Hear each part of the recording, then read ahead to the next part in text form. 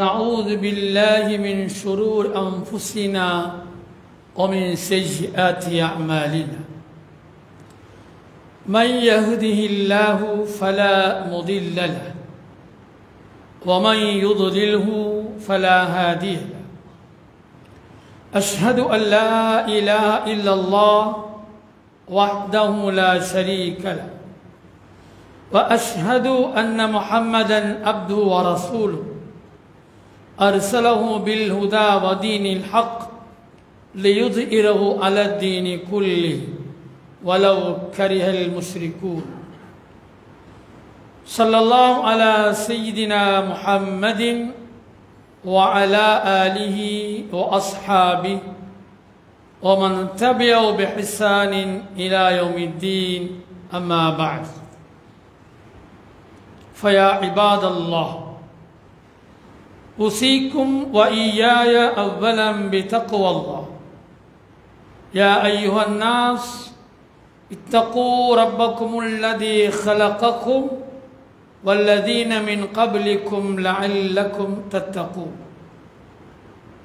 يا أيها الذين آمنوا اتقوا الله حق تقاته ولا تموتن إلا وأنتم مسلمون يا أيها الذين آمنوا اتقوا الله ولتنظر نفس ما قدمت لغد واتقوا الله إن الله خبير بما تعملون عباد الله إن الله عز وجل يقول فإذا قرأت القرآن فاستعذ بالله من الشيطان الرجيم أعوذ بالله من الشيطان الرجيم بسم الله الرحمن الرحيم إنما المؤمنون الذين إذا ذكر الله وجلت قلوبهم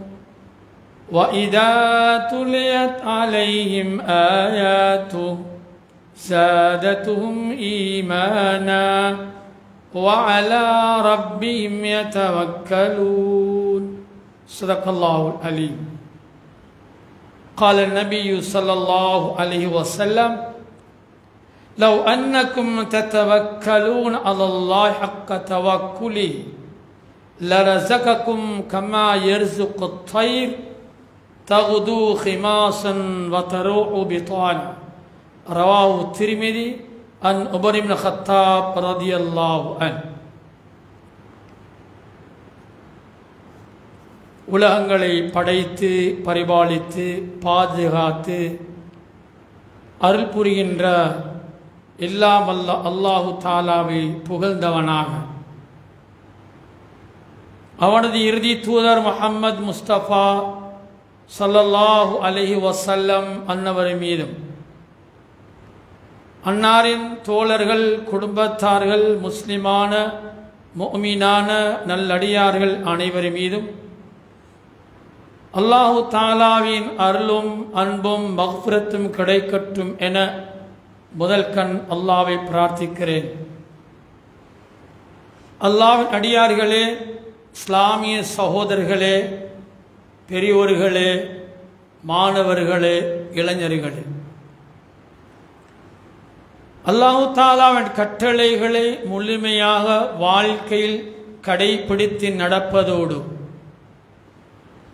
அல்லாஹு தாலா தடுத்தவற்றில் இருந்து முழுமையாக நானும் நீங்களும் தவிர்த்து கொள்வோம் என்ற அந்த இறை கட்டளையை வசியத்தாக எனக்கும் உங்களுக்கும் சொல்லிக் கொள்கிறேன். அல்லாஹ்வின் அடியார்களே, அல்லாஹு தாலா உலகத்தை படைத்து பரிபாலித்து அவனது தீனை நிலைநாட்டுவதற்காக இந்த உலகத்தில் மனித சமூகத்தை தோற்றுவித்து மனிதர்களுக்கு வழிகாட்டுவதற்காக வேதங்களும் இறை தூதர்களையும் அனுப்பி இறுதியாக அல்லாஹு தாலா அல் குர்ஆனையும் இறை தூதர் ஸல்லல்லாஹு அலைஹி வஸல்லம் அவர்களையும் அனுப்பி வைத்தான். ஏனெனில் மனிதன் எப்போதும் மனிதனாக மனித நேயத்தோடு மனித பண்பாட்டோடு அடுத்த மனிதர்களின் இன்ப துன்பங்களில் பங்கு கொண்டு வாழ வேண்டும் என்ற நல்ல எண்ணங்களுக்காக, நல்ல செயல்பாடுகளுக்காக. அந்த வகையில் நாங்கள் அல்லாஹ்வின் அடியார்கள். இந்த பூவுலகத்தில் படைக்கப்பட்டு வெளியாக்கப்பட்ட சமூகத்தில் நாங்கள் சிறந்தவர்கள். நாங்கள் மட்டும்தான் சிறந்தவர்கள். ஆதம் அலைஹிஸ்ஸலாம் அவர்கள் முதல் ஈசா அலைஹிஸ்ஸலாத்து வஸ்ஸலாம் அவர்கள் வரை தோன்றிய எல்லா சமூகங்களை விடவும் குந்தும் கைர உம்மத்தின் உஹ்ரிஜத் லின்னாஸ், மனித சமூகத்தில் உலகத்தில் தோற்றுவிக்கப்பட்ட மனிதர்களில் நீங்கள்தான் சிறந்தவர்கள். சூரா ஆல இம்ரான் 110வது வசனம். எனவே நாங்கள் சிறந்த மனிதர்கள், நாங்கள் சிறந்த அடியார்கள். அல்லாஹ்வுடைய அருளும் கருணையும் எங்கள் மீது இருக்கிறது.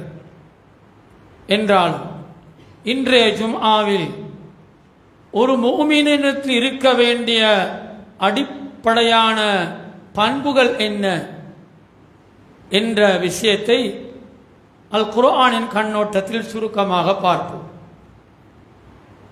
அல்லாஹ் தஆலாவை விசுவாசம் கொண்ட ஒரு முஃமினிடத்தில் முக்கியமாக இருக்க வேண்டிய 3 பண்பை சூரா அன்ஃபால் 8ஆம் அத்தியாயத்தின் 2வது வசனம் சொல்லுகிறது. இன்னமல் முஃமினூன் அல்லதீன இதா துகிரல்லாஹ் வஜலத் குலூபுஹும். மூமின்கள் யார் என்றால், அல்லாஹ் என்ற திருநாமங்கள் அவருக்கு முன்னால் எடுத்து சொல்லப்பட்டால், நினைவுபடுத்தப்பட்டால், அல்லாஹ் பார்த்து கொண்டிருக்கிறான், அல்லாஹ் கேட்டுக்கொண்டிருக்கிறான், அல்லாஹ் ரகசியங்களையும் பரகசியங்களையும் அறிவான் என்ற விஷயத்தை ஒரு மூமினுக்கு நினைவுபடுத்தப்பட்டால் வஜிலத் குலூபுஹும், உள்ளம் நடுங்கும் என்று குர்ஆன் சொல்லுகிறது. உள்ளம் நடுங்கும், மேல் பதறும், ரோமங்கள் எல்லாம் எழுந்து நிற்கும். இது எனக்கும் உங்களிடத்தில் வருவது குறைவு, மிகவும் குறைவு. நான் ஒரு முறை அல்ல பல முறை அல்லாஹ் என்று சொன்னாலும் எனக்கு அந்த உள்ளம் நடுக்கம் ஏற்படுவதில்லை. இதே போன்று எல்லோருக்கும் இருக்கிறது. சிறு பிள்ளைகளை ஒரு தாய் உணவை ஊட்டும் போது, உங்கள் ஊர் வழக்கம் எனக்கு தெரியாது, உங்களோட ஊரின் சம்பிரதாயம் எனக்கு தெரியாது, ஒரு தாய் ஒரு பிள்ளைக்கு உணவூட்டும் போது சில பொருட்களை காட்டுவாள். அதோ அப்பா வருகிறார், அதோ அவர் வருகிறார் என்று ஒரு பயமுறுத்தல் செய்யலாம். பிள்ளை பயந்து உணவை உட்கொள்ளும். ஒரு அச்சம் பிள்ளைக்கு ஏற்படும். ஆனால் அல்லாஹ் என்னோடு இருக்கிறான், என்னை பார்க்கிறான், என்னது செயல்பாடுகள் அறிந்து கொள்கிறான் என்ற உணர்வு எனக்கு இருந்தாலும் என் உள்ளம் நடுங்கிறதா? இது முதல் பண்பு. ஒரு மூமினிடத்தில் இருக்க வேண்டிய முதலாவது பண்பு அல்லாஹ்வை பற்றி அச்சம், அல்லாஹ்வை பற்றிய பயம். அவனுக்கு சொல்லப்பட்டால் அவனது உள்ளம் நடுங்க வேண்டும். இதுக்கு ஒரு உதாரணம் சொல்லலாம்.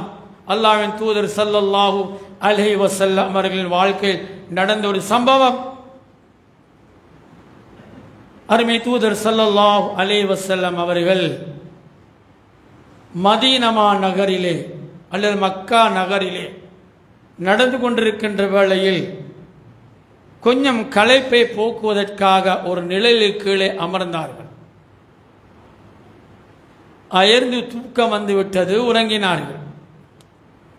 அப்போது ஒரு அரபி, இஸ்லாத்தை ஏற்றுக்கொள்ளாத ஒரு அரபி இறை தூதரை கண்டதும் ஆவேசத்தோடு கோபத்தோடு அவர்களை கொலை செய்வதற்காக அருகில் வந்தான். வந்து சொன்னான், இப்படி தட்டி சொன்னான், யா முஹம்மத் மை யஹ்மீக மின்னி, முஹம்மதே, எனது வாள் கையிலே இருக்கிறது, என்னிடத்திலிருந்து உன்னை பாதுகாப்பது யார் என்றுதான் அவன் கேட்டான். மை யஹ்மீக மின்னி யா முஹம்மத். قال النبي صلى الله عليه وسلم அல்லாஹ், அல்லாஹ் என்னை பாதுகாப்பான் என்று சொன்னதும் அவனது கையில் இருந்த அந்த வாள் விழுந்தது. இறை தூதர் கையில் எடுத்து கேட்டார்கள், யா ஃபுலான் மை யஹ்மீக மின்னி, என்னிடத்திலிருந்து உன்னை பாதுகாப்பது யார்?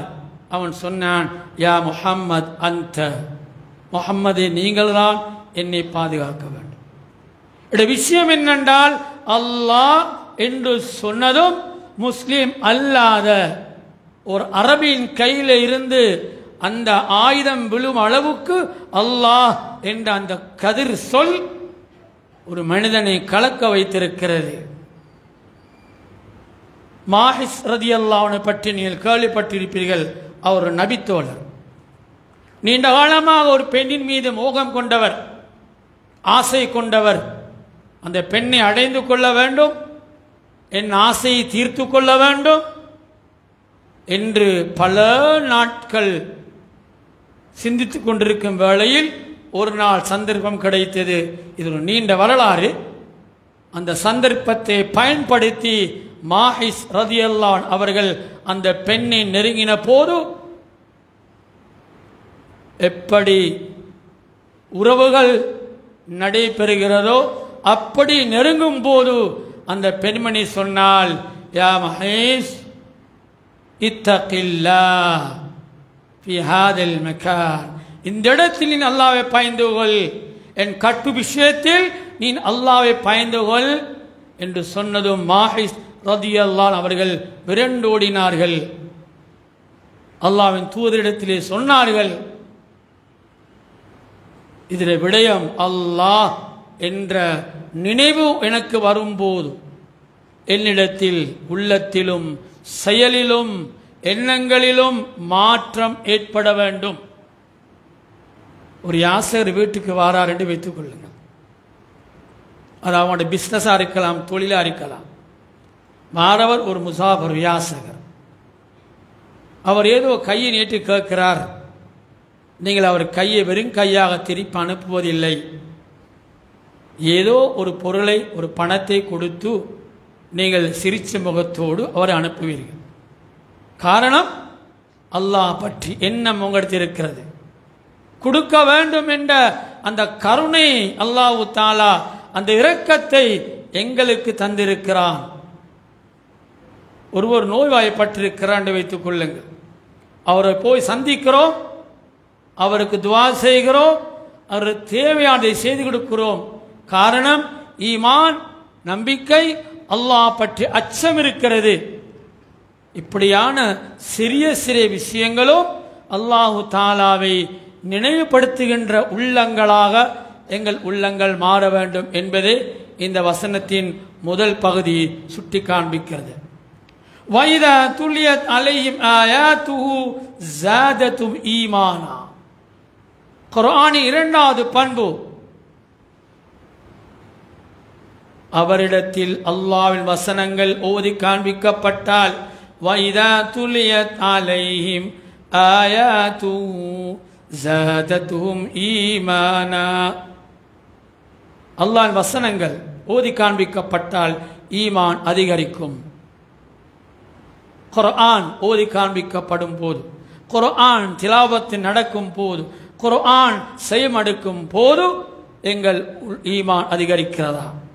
குர்ஆன் மட்டுமல்ல, அல்லாஹ்வின் அத்தாட்சிகள் இந்த உலகத்தில் இருக்கின்றன. இன்ன ஃபீ ஹல்கிஸ் ஸமாவாத்தி வல் அர்த் வக்திலாஃபில் லைலி வன் நஹாரி லஆயாத்தின் லிஉலில் அல்பாப் الذين يذكرون الله قياما وقعودا وعلى جنوبهم ويتفكرون في خلق السماوات والأرض ربنا ما خلقت هذا باطلا سبحانك فقنا عذاب النار. சூரா ஆல இம்ரான், சூரா ஆல இம்ரான் அல்லாஹு தஆலா இந்த வசனத்திலே சொல்லுகிறான், இன்ன ஃபீ ஹல்கிஸ் ஸமாவாத்தி வல் அர்த், வானம் பூமியின் படைப்புகளிலும், வக்திலாஃபில் லைலி வன்னஹார், இரவு பகல் மாறி மாறி வருவதிலும், லஆயாத்தின் லிஉலில் அல்பாப், சிந்திக்கின்ற மனிதர்களுக்கு, அறிவு தரமுள்ள மனிதர்களுக்கு, ஆய்வு செய்கின்ற மனிதர்களுக்கு பல அத்தாட்சிகள் இருக்கின்றன. லஆயாத், லஆயாத் என்பது பல அத்தாட்சிகள் இருக்கின்றன. எங்களுக்கு தெரியும் வானம் பூமி, நைட் டே, இரவு பகல் என்று சொல்ல தெரியும். இந்த ரெண்டும் மாறி வரும்போது என் வயசும் போகுது, வாழ்க்கையும் போகுது, மரணத்தை நோக்கி போறோம். அது ஒரு புறம். எத்தனையோ படிப்பினைகள், எத்தனையோ ஆய்வுகள் நடந்து கொண்டிருக்கின்றன. எனவே சிந்திப்பவர்களுக்கு இதிலே அத்தாட்சி இருக்கின்றன. அப்படி சிந்திக்கின்ற மனிதர்கள் மூமின்களாக இருந்தால், அல்லதீன யذ்குரூன அல்லாஹ், அவர் அல்லாஹ்வை நினைவுபடுத்துவார்கள், கியாமன் நின்றவர்களாக, வகுஊதன் இருந்தவர்களாக, வஅலா ஜுனூபிஹிம் சாய்ந்தவர்களாக அல்லாஹ்வை நினைவுபடுத்துவார்கள். வயதஃபக்கரூன் ஃபீ ஹல்கிஸ் ஸமாவாத்தி வல் அர்த், வானம் பூமியின் படைப்பை பற்றி சிந்திப்பார்கள், தெளிவு பெறுவார்கள். விமானத்தை கண்டால் நாங்கள் பார்த்துட்டு சும்மா இருக்கிறோம். உங்களோட ஊரில் ஒரு ஆள் திடீர்னு மேலே அப்படியே பறந்து போனால் ஆச்சரியமாக பார்ப்போம். சுப்ஹானல்லாஹ், என்னப்பா ஒன்றுமில்லாமல் பறந்து போகிறாரு, ஒரு ஆச்சரியம். எத்தனையோ பறவைகள் பறக்கின்றது, எத்தனையோ விமானங்கள் போகின்றன, எங்களுக்கு ஆச்சரியம் இல்லை. ஒரு மனிதன் திடீரென வீட்டிலேருந்து வெளியிறங்கி அப்படி பறந்து அப்படியே கொஞ்சம் தூரம் போயிட்டு வந்து அது என்ன கொஞ்சம் ஆச்சரியம் வரும் எங்களுக்கு. சிந்திப்போம், என்ன டெக்னீஷியன் நடந்திருக்கு, அவன் என்னத்தை பயன்படுத்தினான், என்ன ஆய்வு செஞ்சான், எப்படி போனான், கையில் ஒன்றுமில்லை என்று யோசிப்போம். வயதஃபக்கரூன ஃபீ ஹல்கி ஸமாவாத்தி வல் அர்த், வானம் பூமியின் படைப்புகளை அவள் சிந்தித்து என்ன சொல்வாள் தெரியுமா? குர்ஆன் சொல்லுது, ரப்பனா மா ஹலக்த ஹாதா பாத்திலா, இறைவா நீ இவைகளை வீணுக்காக படைக்கவில்லை, இவ்வளவு அத்தாட்சிகளை நீ சும்மா அற்பத்துக்கு படைக்கல்ல, வீணுக்காக படைக்கல்ல. இதில் ஏதோ தாத்பரியம் இருக்கிறது, இதில் யதார்த்தங்கள் இருக்கின்றன, இது ஆழமான விஷயங்கள் இருக்கின்றன. பார்வைக்கு வானம், கீழே பூமி, பூலோகம், பிரபஞ்சம், சந்திரன், சூரியன், நட்சத்திரங்கள், கோள்கள் இவ்வளோ இருக்கின்றன. இவைகளை வீணுக்காக படைக்கவில்லை. ரப்பனா மா ஹலக்த ஹாதா பாத்திலா சுப்ஹானக், நீ தூய்மையானவன், ஃபகினா அதாபன் நார். இதான் இந்த விஷயம். கடைசியில் சொல்றோமே, அல்லாஹ் சொல்றானே, அதுதான் நாங்கள் சொல்ல வேண்டிய விஷயம். இவ்வளோ பிரபஞ்சமான படைப்புகளை படைத்து இவையெல்லாம் எனக்கு தந்து எனக்கு அருள் செஞ்சு என்னை பாதுகாத்து, இறைவா என்னை நீ நரகத்திலிருந்து பாதுகாத்துக்கொள், ஃபகினா அதாபன் நார், நரக நெருப்பிலிருந்து நீ என்னை பாதுகாத்துக்கொள் என்ற பிரார்த்தனையை செய்கின்ற மனிதன் அறிவுள்ளவன், முஃமின். இனி ஒரு முஃமின் எப்போதும் இறை சிந்தனையோடு வாழ வேண்டும். அல்லாஹ்வை பற்றிய எண்ணம் அவனுக்கு வரும்போது ஒரு விதமான பயம் வர வேண்டும். நான் சில நேரம் என் பாசையில் சொல்றேன், சில நேரம் ஃபோனை பார்த்து கொண்டு இருப்போம். நான் பார்க்குறேன் ஃபோன், இப்போ எல்லாம் கையில் ஸ்மார்ட் ஃபோன் தானே, பல விஷயங்கள் பார்ப்போம். கிட்டொரால் வந்தால் டக்குன்னு மினிமைஸ் பண்ணி விட்டுருவோம். கிட்டொரால் வந்தால் டக்குன்னு மினிமைஸ் பண்ணி விட்டுட்டு வேறுட்டு பார்ப்போம். பயம், இப்படி சொல்லிடுவாரு என்னமோ பார்க்கிறேன். இந்த பயம் அல்லாஹ் என்னை பார்த்து கொண்டிருக்கிறான் வருதா? இந்த அச்சம் அல்லாஹ் என்னை பார்த்து கொண்டிருக்கிறான் என்ற எண்ணத்தில் வருதா? நண்பன் வந்திருக்கிறான், என் ஃப்ரெண்ட்ஸ் வந்திருக்கிறான், அவனை கண்டது மினிமைஸ் பண்ணியாச்சு. பார்த்தது சரியோ பிள்ளையோ அது வேற. ஏன் பண்ணினோம்? என்னை பற்றி தவறாக எண்ணக்கூடாது, என்னை பற்றி பிழையா சிந்திக்க கூடாது, என்னை பற்றி தப்பான எண்ணம் வரப்படாது, வெட்கம், நான் செய்வது பாவம் என்ற பயம் அவனை கண்டதும் வருதே. இந்த பயம் அல்லாஹ்வை கண்டால், அல்லாஹ்வை நினைவுபடுத்தினால், அல்லாஹ் பற்றி பேசினால், அல்லாஹ் என்னோடு இருக்கிறான் என்ற உணர்வு வந்தால் ஏன் வருவதில்லை? ஏன் வருவதில்லை? இனே முஃமினா நான் என்று நாங்கள் ஒரு கொஸ்டின் மார்க்கோடு எங்களை பற்றி சிந்திக்கணும். இது இரண்டாவது பண்பு. முதலாவது பண்பு, அல்லாஹ் நினைவுபடுத்தப்பட்டால் ஈமான் யஸீது ஈமான், ஈமான் அதிகரிக்க வேண்டும். அல்லாஹ்வின் அத்தாட்சிகளை உங்களுக்கு முன்னால் சமர்ப்பிக்கப்பட்டால் உங்கள் ஈமான் மேலோங்க வேண்டும். மூணாவது பண்பு, வஅலா ரப்பிஹிம் யதவக்கலூன். மூமின்கள், ஈமான் கொண்ட மனிதர்கள் தனது எல்லா விவகாரங்களிலும் தனது முயற்சிக்கு அப்பால் அல்லாஹ் மீதே பொறுப்பு சாட்டுவார்கள். இன்னமல் முஃமினூன் இதா துக்கிரல்லாஹ் வஜிலத் குலூபுஹும், உள்ளங்கள் நடுக்கும். வைதா துலியத் அலைஹிம் ஆயாத்துஹு ஜாதத்தும் ஈமானா, ஈமான் அதிகரிக்கும். வஅலா ரப்பிஹிம் யதவக்கலூன். தனது எல்லா விவகாரங்களையும் வாழ்க்கையில் A to Z ஒன்றிலிருந்து கடைசி வரைக்கும் எல்லாம் அல்லாஹ் போதுமானவன் என்று அவனது ஒப்படைத்தல் ஒரு மூமினின் பண்பு. பரீட்சையிலே தோற்றிருக்கிற மாணவன், பரீட்சைக்கு செல்கின்ற மாணவன் சிரமத்தோடு கஷ்டத்தோடு படித்து தன்னை நேரத்தை அதுக்கு சிரமப்பட்டு ஒதுக்கி விழித்திருந்து அவன் படித்து பரீட்சை எழுதும் போது அவன் சம்டைம் பாஸ் பண்ணலாம், சில வேளை அவன் மிஸ் பண்ணலாம். ஆனால் உள்ளத்தில் ஒரு எண்ணம் வரும், ஒன்று வரும், இவ்வளோ ஃபஸ்ட்டு படித்தேனே எனக்கு ஒரு பிரதிபலன் இல்லை என்று. ஆனாலும் அதில் ஹைர் ஒன்று இருக்கும், நான் படித்தது வீணாகவில்லை, ஏதோ அல்லாஹு தாலா எனக்கு தந்ததை தந்திருக்கிறான், இதுக்கு பின்னால் ஹைர் ஒன்று இருக்கும் என்று நினைக்கிறானே, அவன் யதவக்கலூன், அல்லாஹ் மீது தவக்கல் வைத்தவனாக இருக்கிறான். தவக்குல் பற்றி அல்லாஹ்வின் தூதர் ஸல்லல்லாஹு அலைஹி வஸல்லம் அவர்கள் இப்படி சொன்னார்கள்.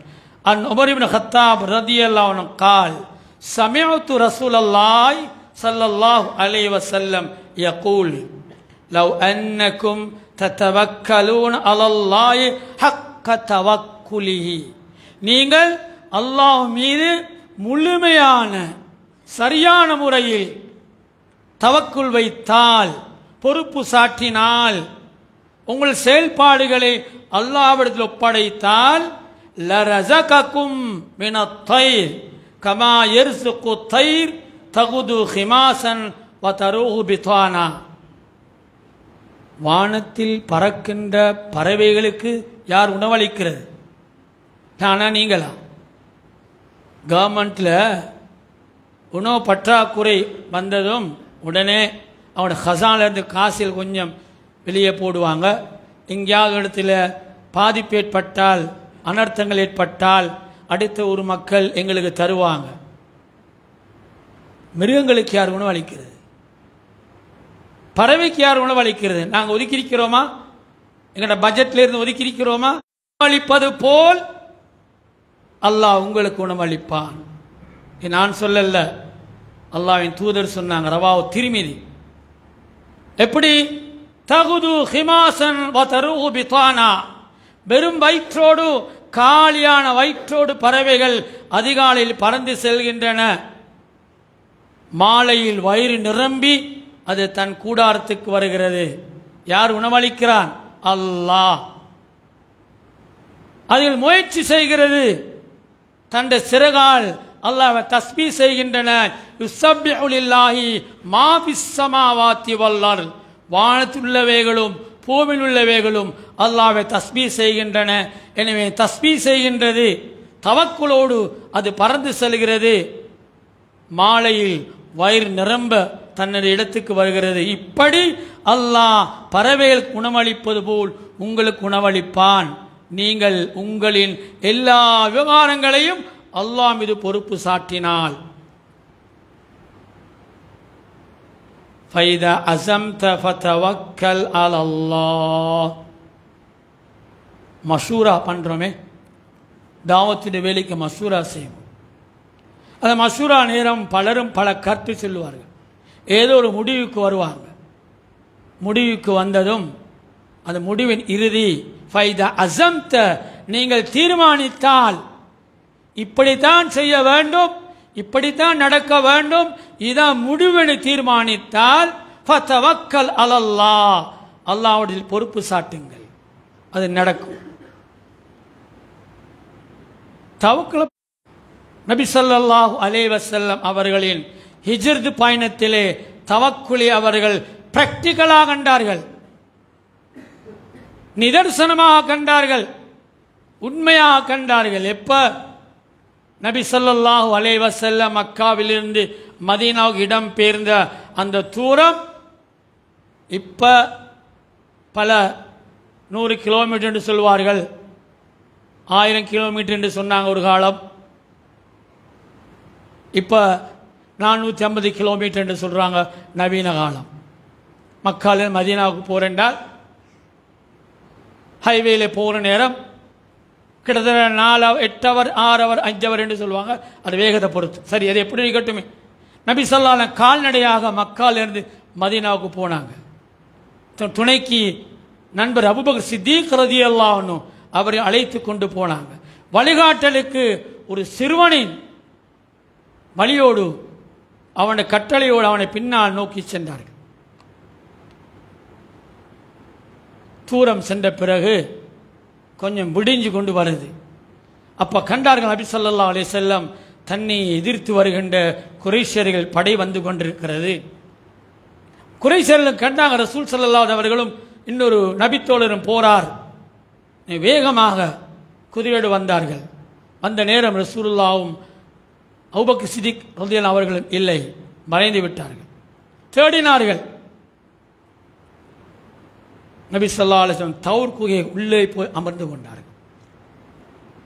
தௌர் குகை உள்ளே போய் அமர்ந்து கொண்டார்கள். குனிஞ்சி போகணும், போய் அப்படி உட்கார்ந்து கொள்ளணும். ஒரு ஆள் குனிஞ்சி பார்த்தால் விளங்கும். அதான் அந்த குகையோட கண்டிஷன். வந்த குறைஷியர்கள் அப்படியே குகையை சூழ்ந்து நடந்து கொண்டிருக்கிறாங்க. எப்படி சொன்னாங்க, யா ரசூலல்லாஹ், அல் அரபியூன வல் குஃபாரூன அமாமனா, எங்களுக்கு முன்னால் அரபிகளும் குறைஷி காபிர்களும் நடமாடி கொண்டிருக்கிறார்கள், பயமா இருக்குது என்று. அல்லாஹ்வுடைய தூதர் என்ன சொல்லுவாங்க, நாங்க என்ன சொல்லுவோம், சம தலையை போட்டு உள்ளுக்கிறி, ஏன் அங்கே கெட்டி பார்க்காத. ரசூல் அப்படி சொல்லல. வலா தஹ்சன் இன்னல்லாஹ் மஅனா, வலா தஹ்சன் இன்னல்லாஹ் மஅனா, கவலைப்பட வேண்டாம், துக்கப்பட வேண்டாம், அல்லாஹ் எங்களோடு இருக்கிறான். இதான் தவக்குல், பிராக்டிகல் தவக்குல். சந்தர்ப்பத்தில் தவக்குலை கண்டாங்க. அல்லாஹ் எங்களோடு இருக்கிறான், நீங்கள் கவலைப்பட வேண்டாம். இந்த தவக்குல் எனக்கு வருதா, உங்களுக்கு வருதா? தவக்குல் வருதா? வரும், ஆனா தெரியுதில்லை. தவக்குல் வைத்திருக்கிறோம், அது ரியாக்ஷன், அது பிரதிபலன் எங்களுக்கு விளங்குதில்லை, நான் காண்றதில்லை. எனவே ஒரு மூமீனாக இருக்கும் போது இப்படியான நிலைமையில் எமது செயல்பாடுகள் அமைய வேண்டும் என்பதுதான் இந்த குர்ஆன் வசனங்கள் எங்களுக்கு சுட்டி காண்பிக்கிறது. இந்த தவக்குல் பெரிய ஒரு விஷயம். குர்ஆன் நிறைய சொல்லுது. وَمَن يَتَّقِ اللَّهَ يَجْعَل لَّهُ مَخْرَجًا وَيَرْزُقْهُ مِنْ حَيْثُ لَا يَحْتَسِبُ. அல்லாஹ் தஆலாவை பயந்து வழிபட்டு அவனுடைய கட்டளைகளை ஏற்று எல்லா விவகாரங்களிலும், குடும்ப வாழ்க்கையா இருக்கலாம், தொழில் வாய்ப்பா இருக்கலாம், படிக்கிறதா இருக்கலாம், நண்பரோடு கதைக்கிறதா இருக்கலாம், சகலவிதமான வாழ்க்கையிலையும் யார் அல்லாஹ்வை பயந்து அல்லாஹ்வை அஞ்சி நடக்கின்றார்களோ வயர்சுகுஹு மின் ஹைசு லா யஹ்தசிப், நினையாத புறத்தில் இருந்து எதிர்பார்க்காத விதத்தில் இருந்து அல்லாஹ் அவர்களுக்கு ரிஸ்க் அளிக்கிறான். இவனுடைய பண்புகள் இவை எல்லாத்துக்கும் குர்ஆன் அழகான ஒரு செட்டப்பை வச்சிருக்கு, படித்தரத்தை வச்சிருக்கு. இதன்படி ஒரு மனிதன் தனது செயல்பாடுகளை அமைத்துக் கொள்ளும் போது அவனது வாழ்க்கையில் அருள் கிட்டும், பரக்கத் ஏற்படும். முயற்சி தேவை, உழைப்பு தேவை, கஷ்டங்கள் படணும், நேரங்காலங்கள் ஒதுக்கணும், சிரமப்படணும், இதெல்லாம் வேணும். சும்மா இருந்து ஓசில் உட்கார்ந்து என்ன செய்யலாம், சாப்பிடலாம். சும்மா தவக்கல் வச்சுட்டு வீட்டில் படுத்து கொண்டிருந்தால் அல்லாஹ் சொல்றானே, وَمَن يَتَّقِ اللَّهَ يَجْعَلْ لَهُ مَخْرَجًا وَيَرْزُقْهُ مِنْ حَيْثُ لَا يَحْتَسِبُ. அல்லாஹ் பயந்து கொள்றோம், பாங்க சொல்லுது, பள்ளி போனோம், தொழுதோம், வீட்டில் இருக்கிறோம், குர்ஆன் ஓதுறோம், திக்ர் தஸ்பீஹ் செய்கிறோம், மறுபடியும் பள்ளிக்கு வரோம், சாப்பாடு வரும் என்ற எண்ணமா? இல்லை. முயற்சி வேணும், உழைப்பு வேணும், சிந்தனை வேணும். எல்லா விவகாரங்களையும் அல்லாஹ்விடத்தில் பொறுப்பு சாட்டுகின்ற மனிதன் நிச்சயமாக முஃமின் என்பதை காண முடியும். இது மூமினுடைய பண்பு. இந்த பண்பு நிச்சயம் ஒரு மூமினுக்கு இருக்க வேண்டும். அது எனக்கும் இருக்க வேண்டும், உங்களிடத்திலும் இருக்க வேண்டும். அன்புக்குரியவர்களே, இந்த ஊருக்கு நான் ஒரு புதுசு, இதன் ஃபர்ஸ்ட் டைம். என்னை பற்றி சொல்ல வரல, உங்களை பார்த்து சொல்கிறேன். நல்ல மனிதர்கள் இருக்கிறாங்க, சின்ன ஊர், என்னை அறிமுகப்படுத்தினவர் சொன்னதான். நல்ல மனிதர்கள் இருக்கிறாங்க, சின்ன ஊர், கை கடக்கமான ஒரு பள்ளிவாசல், அல்ல ஒரு நிர்வாக சபை இருக்கிறது என்றெல்லாம் நல்ல விஷயங்கள் சொல்லி என்னை கூட்டி வந்து. உண்மைதான், பார்க்கும்போது ஒரு சந்தோஷம் மனசுக்கு. நான் கொஞ்சம் இறங்கி அப்படியே ஒரு விசிட், ஒரு பார்வை போட்டேன். நான் ஒரு நகரப்புறத்தில் வாழ்ந்த ஒரு மனிதன், பெரிய டவுன், அங்கே படித்து அங்கே இருந்து இப்போ இங்கே ஒரு 2 மாதமாக பக்கத்தில் ஊரில் இருக்கிறேன். ஊரை பற்றி பெருசாக தெரியா. நான் சொல்ல வார என்னென்றால், எப்பவும் மனிதர்கள் அடுத்த மனிதர்கள் விஷயத்தில் மனித நேயத்தோடு, மனித பண்போடு, மனித குணத்தோடு பழகிக்கொள்ள வேண்டும். நபி ஸல்லல்லாஹு அலைஹி வஸல்லம் அவர்கள் அப்படித்தான் வாழ்ந்தார்கள். மனிதன் எப்போதும் மனிதனை மதித்து நடக்க வேண்டும். மனிதர்களின் தேவைகளை அல்லாஹ் தந்த எனக்கு அருள், அந்த அருளால் நான் அவனுக்கு கொடுக்க வேண்டும். இப்படித்தான் மனிதர்கள் மனிதர்களோடு உறவு வைத்துக் கொள்ள வேண்டும். சுயநலவாதிகளாகவோ அல்லது தனக்கு உள்ளது தனக்கு மட்டும்தான் என்று நினைத்து வாழ்கின்றவர்களாக இருந்தால் அல்லாஹு தஆலா அவனது சோதனையை நாங்கள் பயந்து கொள்ள வேண்டும். அல்லாஹ்வின் அடியார்களே, இஸ்லாமிய சகோதரர்களே, பெரியோர்களே, மாணவர்களே, ஜும்மா இது ஒரு மெசேஜ். அதான் எங்களை சொல்கிற முக்கியம். இது ஒரு மெசேஜ். உலகத்திலே முஸ்லீம்களுக்கு கிடைக்கின்ற ஒவ்வொரு வாரமும் கிடைக்கின்ற ஒரு மீடியா மெசேஜ். இது ஒரு மீடியா. இந்த மெசேஜ் இது நீங்கள் நான் சொல்ல நீங்கள் கேட்டுற மட்டுமல்ல. இந்த மெசேஜை நான் வீட்டுக்கு